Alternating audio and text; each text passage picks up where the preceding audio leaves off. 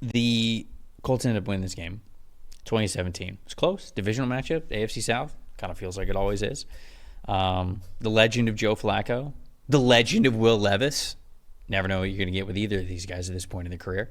But the Colts won, so we'll give them the honors of seeing their top five highest graded players first. Tight end Andrew Ogletree was at the top of the list. Now, again, we normally make the cutoff 25 snaps. I think Ogletree had like 21, but he had such a great game. I wanted to shout out Ogletree here. 88.5. Now, number 2 on the list, cornerback Sam Womack with an 88.0. Offensive tackle Bernard Ryman with a 87.4. Offensive tackle Quentin Nelson with an 81.7. And then Grover Stewart with an 81.0. Joe Flacco in this game, 56.1. Flipping over to the other side for the Tennessee Titans, their rookie cornerback, Jarvis Brownlee Jr., he played a heck of a game, 85.0. As the number 1 graded player here on the team, running back Tony Pollard with a 77.9. Defensive tackle Jeffrey Simmons with 73.7, safety Quandre Diggs with a 72.1, and then offensive guard Peter Skoronski 68.1. Will Levis in this game close to Joe Flacco 54.1. I looked it up.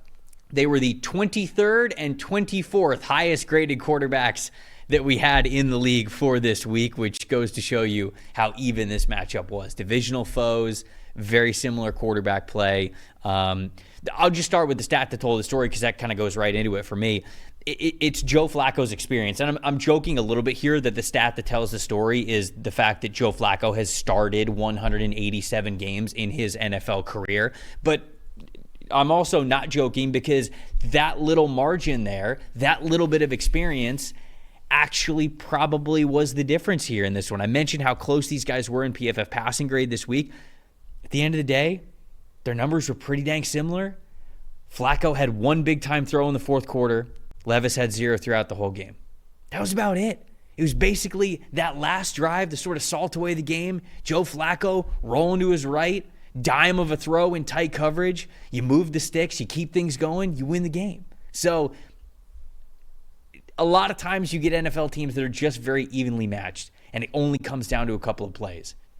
Joe Flacco made them, and one specifically, more than Will Levis did here in this game, and that's why it's a 3-point victory for them. So to me, that was that stat that told the story. The one big-time throw in the experience from Flacco when they needed it, specifically in the fourth quarter in a drive where if you have a sustained drive, you win the football game, and the Colts did that. So that was the stat that told the story for me. What about for you?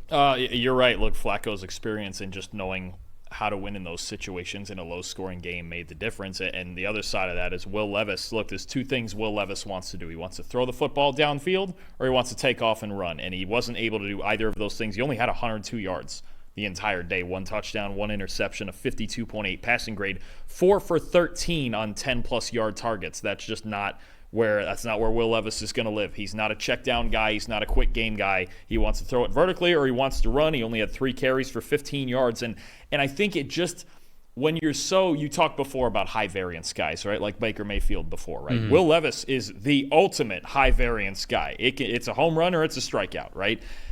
You've got now, they had a 17-10 lead. Really good drive coming out of halftime, the second half. 17-10 lead. Their next 5 drives, they went 15 plays, 39 yards total. So they had a 7-point lead. Colts tie it up. Colts kick a field goal, then the Colts tie it up. It's not consistent enough, right? You get a good first half when they were running the ball and getting things done. You had a good first drive coming out in the third quarter, but then you get 4, 5, 6 drives in a row with Tennessee where they just get nothing done.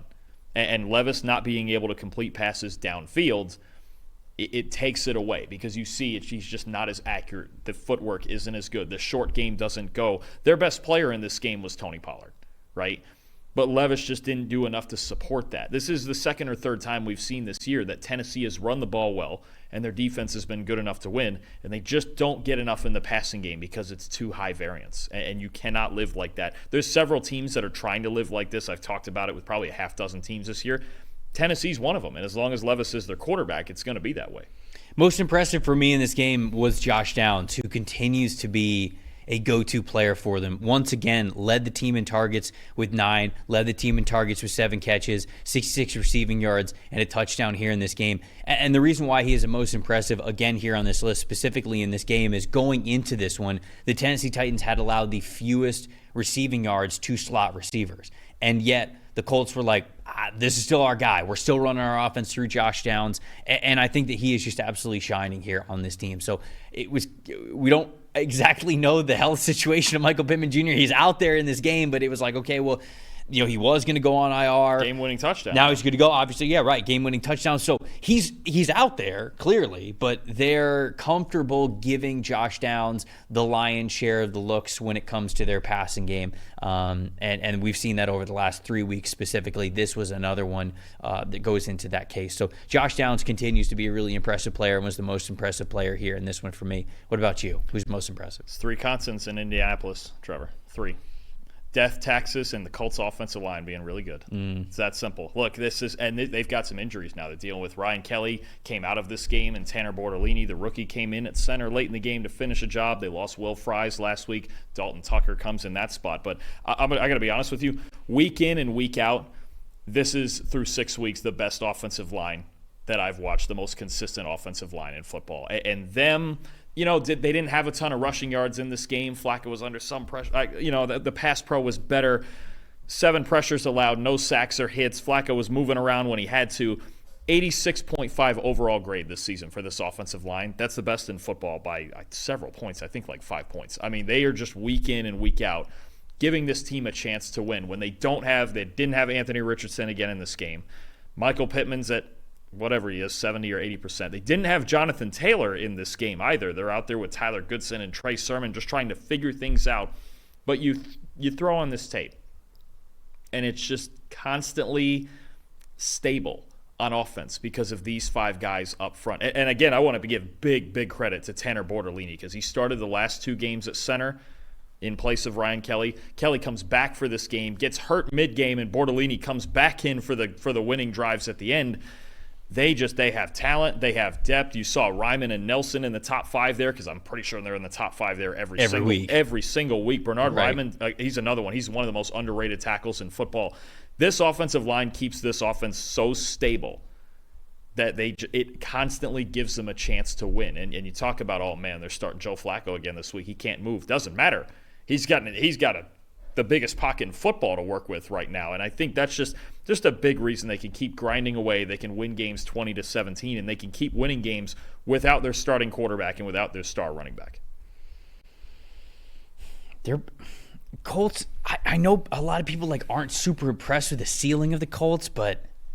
And their defense, this was probably the best game their defense played all year between this and the Pittsburgh game. Yeah, it's not a great defense. Look, my most disappointing is Calvin Ridley because he had 8 targets and no catches in this game against this team. Yeah. Right. And so I'm wondering, is it just a Levis thing? Are we watching just some inconsistencies of the offense with Levis at the helm because he's kind of working through it? Or are the Colts really shutting him down? And I don't know. Maybe I'll give kudos. Sam Womack, we saw him up there. Jalen Johnson's been up there in the top 5 in recent weeks as well when we kind of gone through their grades. And so I think it's a defense that just plays a lot better than people give it credit for. And I'm pretty comfortable saying that no matter how it looks every single week. It might not be an elite defense. We might need to still figure some things out. But I do feel as though they're playing better than people expected, myself included, going into the season. Again, my most disappointing, Calvin Ridley. I mentioned 8 targets, 0 catches. Didn't get a target till the third quarter. But this is the thing. It's hard to work those outside guys into the game plan if all we do is chuck it downfield, too. There's no rhythm. You feel me? There was definitely a rhythm in this game in the run game. Tony Pollard got it going, for sure. Yes. He was their best offensive player.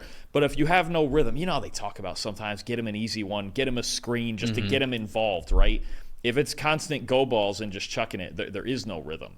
And clearly, they're high variance throws with an already high variance quarterback. It's not going to work like that. So It's not. I don't think it's going to be all on Calvin here, but I think it's just kind of the lesson in you have to get all of your best players involved, right? You can't play a game against the Colts and their defense and have Calvin Ridley go without a catch for the entire game. I'm with you. That's why the whole thing is disappointing to me. Whether it's Calvin Ridley thing, It's not going to be all him. However big of a piece of the puzzle that he is for not getting a single catch in this game, that's an offensive failure, no doubt about it. Especially when you come up 3 points short, and your wide receiver one. I don't know. People might say like, no, they got DeAndre Hopkins. He's a wide receiver. Whatever. One of your top wide receivers, the guy that has to be eating for you every single week, gets 8 targets and 0 catches. That just can't be the case. Most disappointing for you. It's really just, I think you mentioned it, the Titans' entire offensive operation right now. It's just not giving them a chance to win. They're second to last in yards per game. They're third to last in offensive grade, and they're dead last in passing grade. So, I mean, again, if they're going to keep running Will Levis out there as a trial, he's young, maybe he figures something out. But if you're dead last in the league in passing grade, we see how this goes every year with teams like that, right? And they're just they are not consistently functional enough on offense to give themselves a chance to win games. I mean, they'll probably certainly argue like, oh, we should have won this game. We had a lead relatively late, and we just offensively, their defense was good enough to win this game. And the Colts were just patient enough to get 4 or 5 yards at a time, get a first down to Josh Downs here, get a Michael Pittman jump ball there. But again, I think it goes back to the last 5 drives after they had a lead, a 17-10 lead, and they had 39 yards in 5 drives. Mm-hmm. It's just, you have to, it's just as much when you blow a lead a lot of times, it can be just as much your defense blowing a lead as it is your offense just not sustaining drives. If you keep giving the other team chances, you mentioned Flacco and his experience. If you give Joe Flacco a chance to beat you, he can still beat you. Right. Even at his age. He knew that. Like, all we need to do, just keep getting 5 yards. If we got to punt it, we'll play field. They're not moving the ball. And it just might take some time, but, sometimes the turtle beats the hare, right? And I think that's what happened here. And the Titans, offensively, every week, it's kind of just this, where it's like great moments, but there's not enough of them. They're too high. Oh, I thought you were about to give us our born from great opportunity. I thought you were. Is that like another Spider-Man thing, or what is that? What does that come from? I'm like clueless. I live in a cave. Great moments are born from great opportunity. Herb Brooks, Miracle. That's tough, Dalton, even for you.